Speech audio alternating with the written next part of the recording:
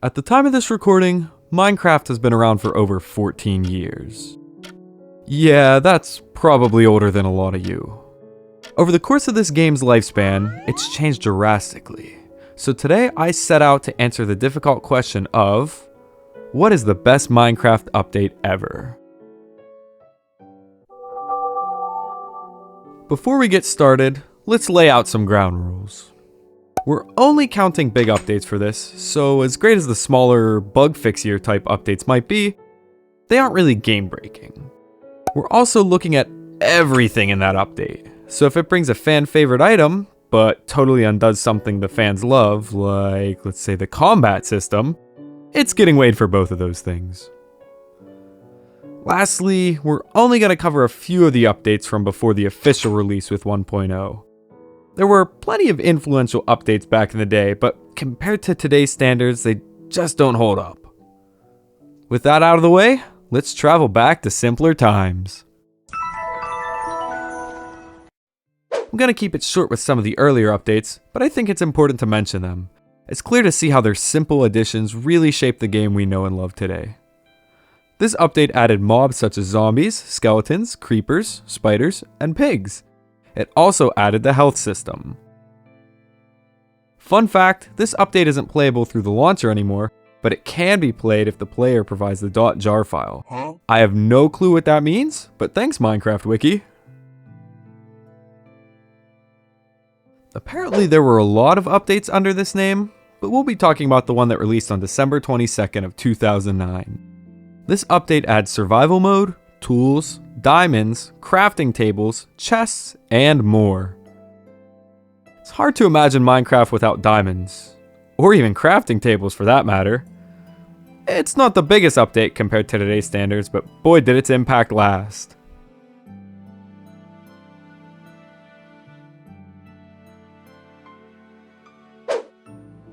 Some players might not find this update useful, but others probably love it. This update introduced redstone, adding redstone dust, redstone torches, levers, buttons, pressure plates, and more. Nothing game-breaking for builders, but this update made Minecraft appealing for people more interested in the technical side of things.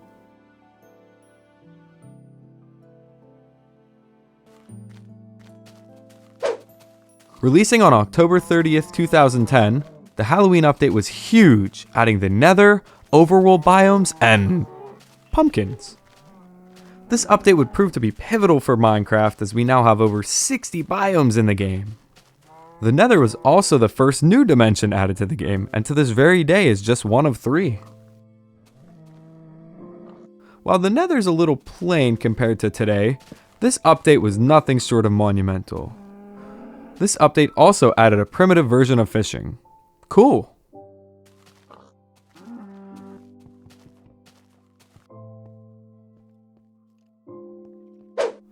The final update before the full game was released, Beta 1.8 is the first half of what would be known as the Adventure Update. Often when updates are split in two, I feel that they can become a little bit disjointed and make each other feel less important. Looking at the feature list for Beta 1.8, that is not the case. New additions include Endermen, cave spiders, silverfish, strongholds, mine shafts, villages, a biome overhaul, creative mode, the hunger system, and more? While the new mobs were a welcome change that adds some more life and variety to the world, I'm more interested in these structures. Strongholds were a huge tease of what was coming in part 2. These ominous structures included loot and a bit of a challenge with all the mobs spawning inside. The end portal room wasn't added in this update though. Mine shafts made mining more exciting and more dangerous if you didn't know what you were doing. Villages, while unpopulated at the time, are still a core feature to this day. Don't worry though, they didn't stay empty for long. Beta 1.8 also added creative mode, which regardless of how you play Minecraft, you've probably used creative mode before. It makes total sense for the sandbox game to have a mode for you to be able to play God. Aside from just messing around, creative mode is a great tool to design builds for survival worlds, test redstone projects, or build things that would be nearly impossible in survival. The hunger system was definitely received with mixed opinions. In previous versions, food would just heal you. With the introduction of this system, you need to get your hunger meter to 90% or above to start regenerating hearts. I remember being confused by this when I logged in for the first time. It didn't make sense to 11-year-old me, but it didn't really bother me. Regardless, people still had mixed opinions on the system. Fast forward to present day, and it's hard to think of the game without it. I mean, it is a survival game after all. Oh, and this update added the universal code for friendship, sword blocking, along with the Farlands, which everyone just seems to have an obsession with now.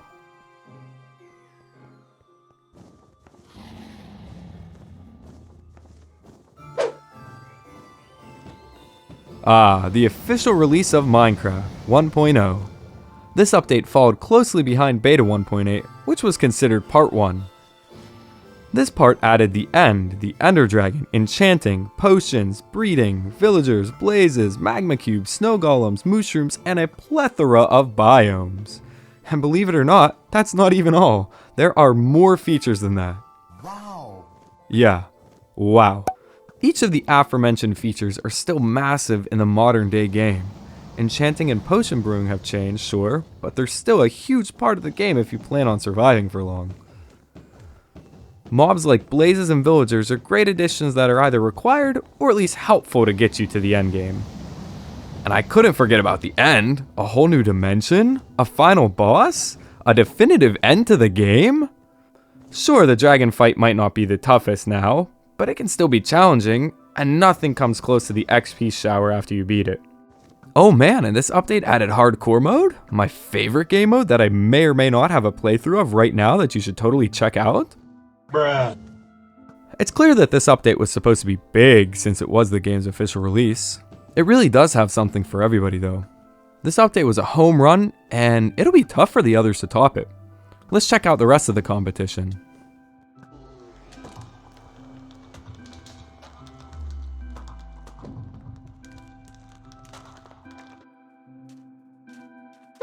This update didn't add a whole lot to the world, but its few additions were impactful. Firstly, it added 2 new tempos, the Jungle and Desert Temple. Most famous now for not being updated since their addition, these offered a fun new challenge for explorers. Nowadays their traps feel outdated and they don't offer much, but I always stop when I see one. 1.3 also added enchanted golden apples and adventure mode. The apples can't be crafted nowadays, but in a way, that makes them better.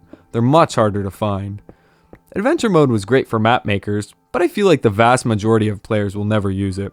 The big features in this update are emeralds, villager trading, and ender chests.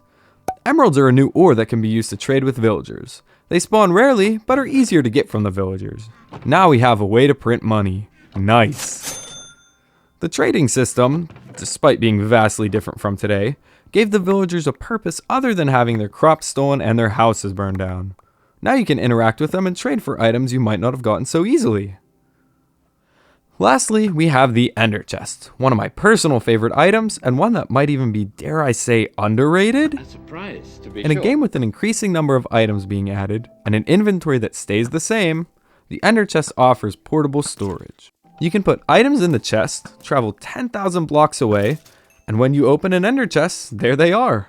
I never thought I'd love a chest so much, but seriously, these things are such a great addition to the game.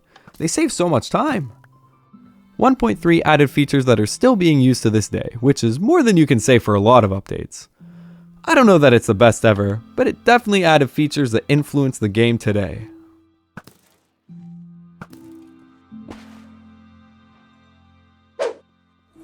It's hard to believe that less than a year after the Ender Dragon was added, we got the game's second boss, the Wither.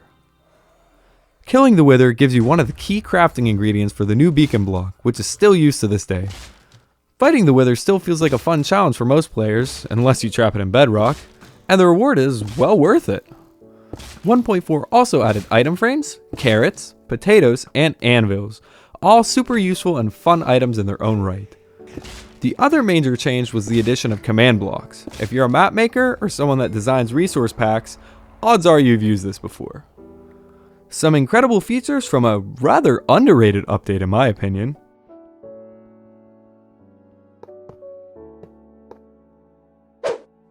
I debated on whether this should be included, but I know all of you Redstone fans would be mad if I skipped it. And let's be honest, this update was pretty crucial if you've ever built any kind of automated farm. 1.5 added comparators, hoppers, redstone blocks, daylight sensors, weighted pressure plates, and quartz? Am I the only one that thought quartz was in the Nether when it came out years ago? Anyways, all of these new components would be crucial to create things like automatic sorting systems and new refined version of farms. For some of the player base, when you ask them what the best update is, this is their definitive answer. For others who never use redstone, well, you probably just heard about comparators for the first time. This update is most commonly known for adding 11 new biomes, such as the Mesa, Savanna, and Mega Taiga. These biomes added tons of new blocks to collect and places to explore. It's hard to think of a time when these weren't in the game. The world must have been so empty. While this was and is a massive update, I mean, we really haven't seen an update with this many biomes since, we've had plenty more biomes added to the game, along with many other meaningful features. Again, I don't mean to sound ungrateful, but I really think there are updates with a bigger impact.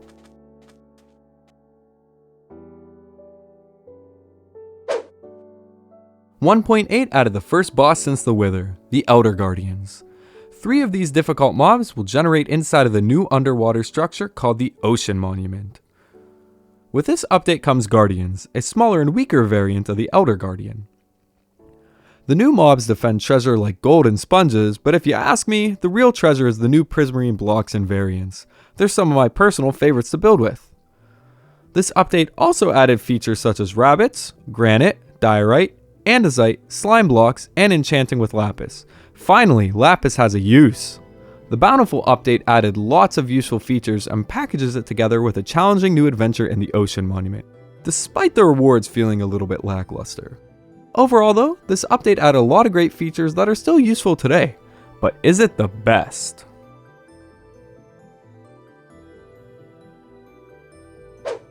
Shortly after the release of 1.8, Microsoft purchased Mojang and the original creator left the company. This made many fans, including me, worried about the future of this game. It's hard to believe, but it's been over 9 years since that happened. So, how did Microsoft do?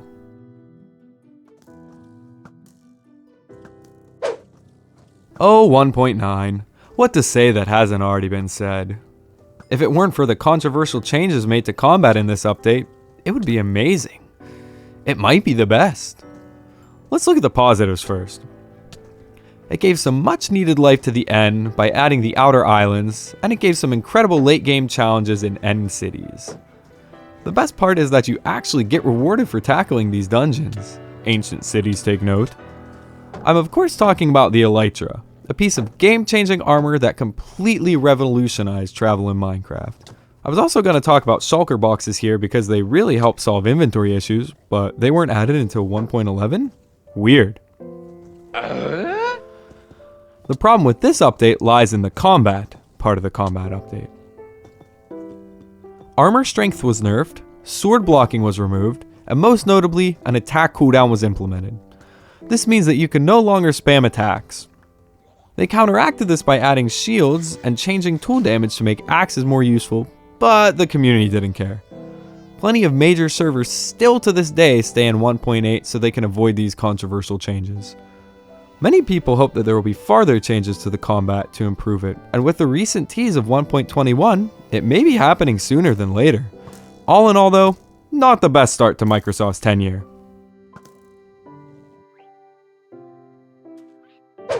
I'll be brief with this one because there's not a whole lot to say. But hey, if the Redstoners get their update, then the builders get this one. 1.12 is a builder's paradise.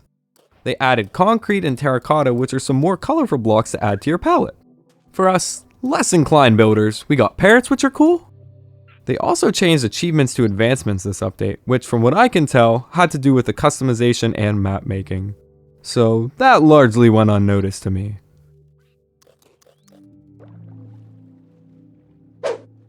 The update Aquatic brought new life to the ocean, a place that was sorely in need of some change.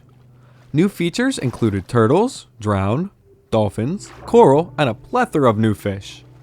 All of these mobs brought new life to the ocean, but they also added elements to make exploration more rewarding.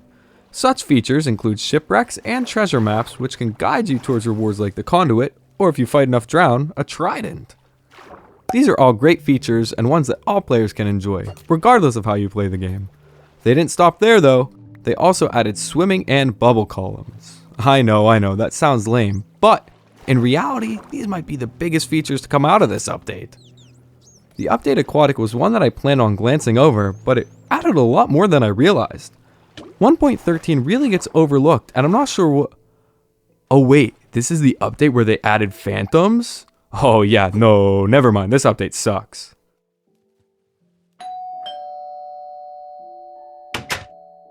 I just wanted to pop in here real quick and say if you're enjoying the video so far, please consider liking and subscribing. It would mean the world to me as I put a lot of time and effort into these. Thanks!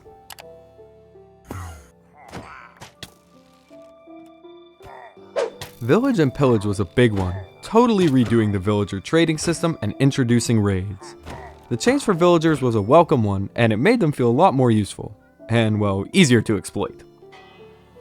Raids were a fun new way to earn meaningful rewards like the Totem of Undying. It also brings a totally different type of boss fight to the game that we really never saw before. I'm curious if the trial chambers in the upcoming 1.20 will be similar to this or a totally new mechanic. The only thing with raids is that they lose their charm fast. I remember doing them on a server with my friends for a few weeks right after the update came out, and it was fun and all, but I've really only done a handful since, and some of them weren't even on purpose. They're great, but they don't offer a lot of replayability. It's worth mentioning that 1.14 added a lot of other features that, until I started doing my research for this video, I kind of forgot about. That list includes wandering traders, foxes, pandas, campfires, crossbows, bamboo forests, and more. None of these are life-changing on their own, but that's still a pretty impressive list. All in all, I remember this update fondly, but these days, I just really use it to abuse my raid farm for totems.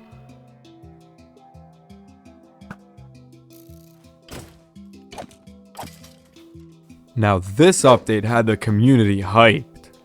The revamp of the Nether, the dimension that was added nearly a decade ago, wow, included 3 new biomes, an overhaul to the zombie pigmen, a new bartering system, netherite, bastions, and more.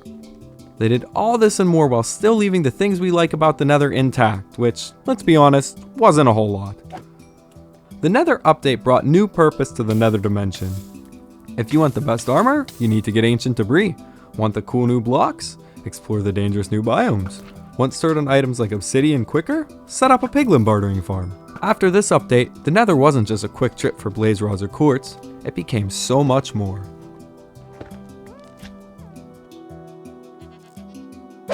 I was shocked that anything could rival my excitement for the Nether update, but Mojang really listened to the community. People were begging for this, and well, they got it and more. Well, sort of. The update was so big, and because of unforeseen issues in the real world, it had to be split up into 2 parts. Part 1 included axolotls, goats, copper, amethyst, and everybody's favorite mob, the glow squid. Basically, this update added a lot of items and mobs, but lacked the actual cave and cliff part of the update. Later in 2021, the second half of the update released, bringing completely new world generation, massive complex cave systems, and varied terrain generation. This is arguably the biggest change to the overworld, well, probably ever. The world got bigger, I mean literally they increased the world height, and for most players it got better. Ore distribution changed, which makes sense, but meant that you have to go lower for diamonds, and let's be honest, that didn't sit well with the community. You can't strip mine for 5 minutes and have full diamond gear anymore, but in hindsight, it was probably a good call. Had this update been one big change, I think it might be the clear-cut winner, but with it split in 2, it's tough to crown it as the best without at least examining the rest of the competition first. In the summer of 2022, the Wild update released. This added mobs like the Warden, frogs, and allays. It also added biomes like the Mangrove Swamp and Deep Dark, which sometime contained ancient cities, a new structure. This update added a good bit and actually comes not too long after the previous update. Blocks like mud bricks and mangrove wood have become some of my favorites to build with. Frogs add a fun new mechanic with the ability to produce froglights, and the ancient cities present a challenging adventure for those brave enough to face the Warden. For all the exciting new things this update added, it wasn't without its fair share of controversy. Originally teased were fireflies and birch forest, two things that were cut from the update. That's not to say they're gone forever, but it definitely frustrated fans. Also, I have to mention some perhaps controversial opinions on the new features added. Frog lights are great, but they're so tough to get. It presents a fun challenge, but I feel like most survival players will never use them because of it.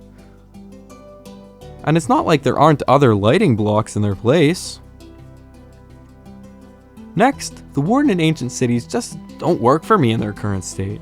Don't get me wrong, I love the idea of this deteriorated civilization deep underground, and it's a super impressive structure, but there's just nothing that feels that rewarding right now. I'm not risking my life against the Warden for Swift Sneak. Not gonna happen. Nope. Speaking of the Warden, he is way too powerful. And if he's gonna be that tough, there needs to be a better reward. There's just no incentive to fight him right now. I get that the point isn't to fight him, you're supposed to avoid him, but still. It seems a little weird to me that he's stronger than the Ender Dragon, the game's final boss. Yeah. I think there's huge potential for everything in the Deep Dark, and I really hope that Mojang makes me eat my words. But until they do something more wild with it, like make that center frame a portal to a new dimension, I'm not biting. For myself and a lot of community members, this update falls flat, especially because the Warden was slated to be in the Caves and Cliffs update. I think it being here does more harm than good. Still a lot to enjoy, but let's be honest, whatever followed Caves and Cliffs was in for a tough time.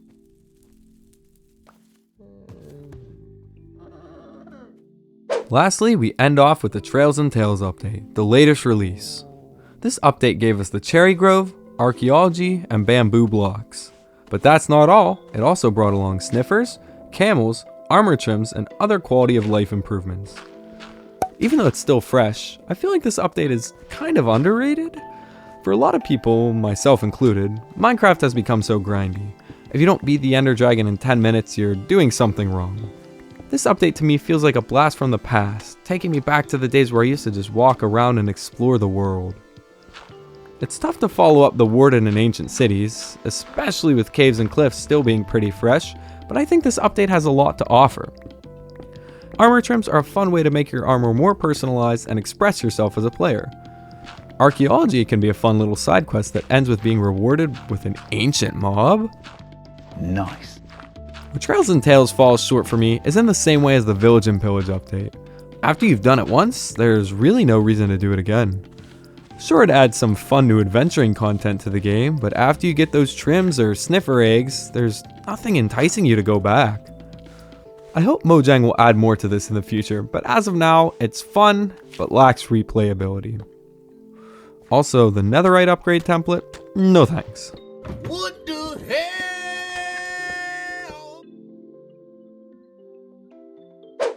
There are a few others that I could have definitely mentioned, like Minecraft InfDev, which added infinite generation, but then we'd be here all day. Now that we've gone over more than a decade of content, it makes sense why Minecraft has been around as long as it has. Not many games receive this kind of love and care for this amount of time. We should take a second to appreciate all the hard work the devs have put into this game to keep it going. Whether or not you agree with every decision Mojang and Microsoft have made, this game wouldn't be around without their dedication. So thanks. So, which update is the best? Honestly, that's for you to decide. Oh, brother, this guy stinks! Each one of these updates is totally subjective. If you love flying around with your Elytra, 1.9 is probably the update for you. But if you love the old combat system, you probably won't enjoy it. If you can't live without villagers, you'll probably enjoy 1.14. But if you hate the bad omen effect because of the one time you accidentally triggered a raid, well, you probably won't like it then. Alright, before you click off the video, I get that's not a satisfying answer, so fine, I will give you my best update. Not everyone will agree with me, but I feel like the best update is 1.0. It feels cliche, but this update really feels like Minecraft to me. It added a whole new dimension, the final boss, and so much more. Just about every feature they added is still a core part of the game over a decade later. It's really hard to undersell the impact this update had on the game. I'll also give an honorable mention to the Nether update and Caves and Cliffs Part 2.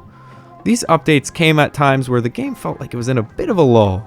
The devs listened to what the community wanted, and boy did they deliver. These updates saved the game and gave a whole new generation of fans something to be excited about. My totally biased nostalgia pick has gotta be 1.4. I remember reading about the update online and getting so hyped for it. I rushed home from school and booted up my creative world to try out all the new features. I must have sat in front of that screen for hours spamming beacons and withers. Anyways, I hope you guys enjoyed this video. I know it's a little different than my usual content, but I had a lot of fun making it. Maybe I'll make more like this in the future. Let me know what you think. And let me know what your favorite update is in the comments. I'm curious to hear what you guys think. And a huge thanks to the Minecraft timeline and wiki. Without them, I'd never be able to make this video. I'll put the links to those websites in the description. Thanks again for watching, and I'll see you guys next time.